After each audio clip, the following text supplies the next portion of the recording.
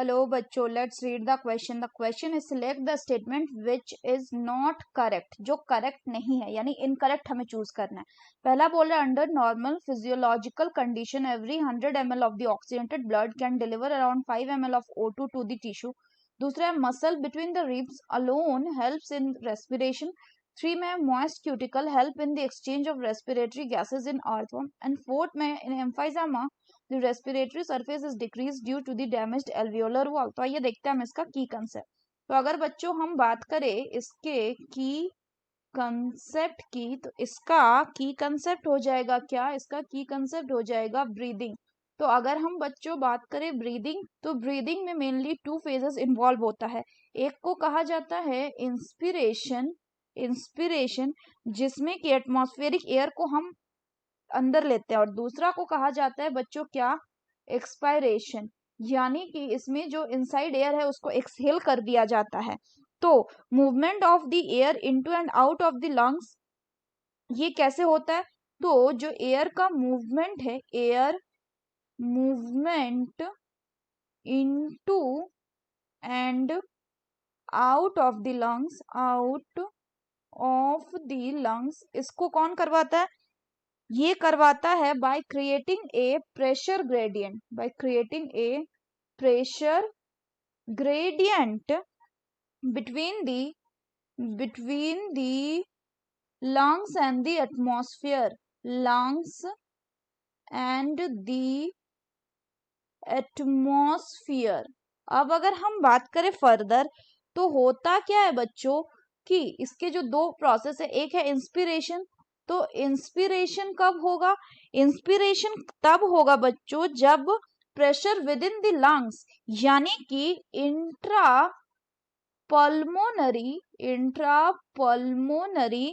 Pressure जो है ये क्या होगा? It will be less than the atmospheric pressure. Atmospheric pressure, यानी pressure within the lungs should be less than the atmospheric pressure, that is there should be a negative pressure in the lungs with respect to the atmospheric pressure. वहीं अगर हम expiration की बात करें, तो expiration कब होगा? expiration तब होता है जब pressure within the lungs यानी इंट्रा पल्मोनरी प्रेशर जो है ये कैसा होता है?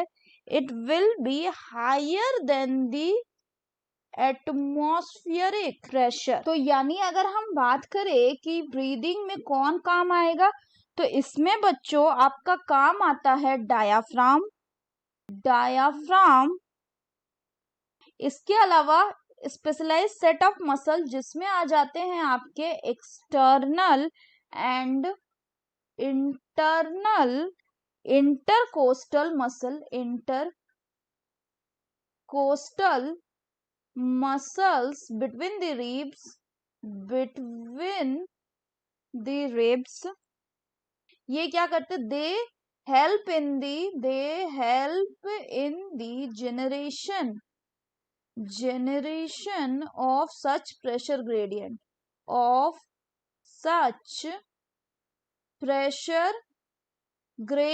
तो अगर हम अब क्वेश्चन की बात करें, तो क्वेश्चन में बोल रहा है कि कौन सा स्टेटमेंट करेक्ट नहीं है.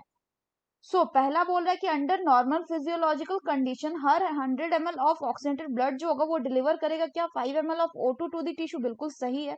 दूसरा बोल रहा है कि muscle between the ribs alone, ribs के बीच का मसल यानी इंटरकोस्टल मसल ये सिर्फ हेल्प करेगा रेस्पिरेशन में. तो ये गलत है क्योंकि इसमें डायाफ्राम का भी इन्वॉल्वमेंट होता है.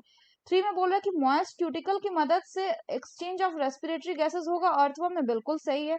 तीसरा है कि एम्फाइजामा में रेस्पिरेटरी सरफेस जो वो कम हो जाता है due to the damaged alveolar wall. तो ये भी बिल्कुल करेक्ट है.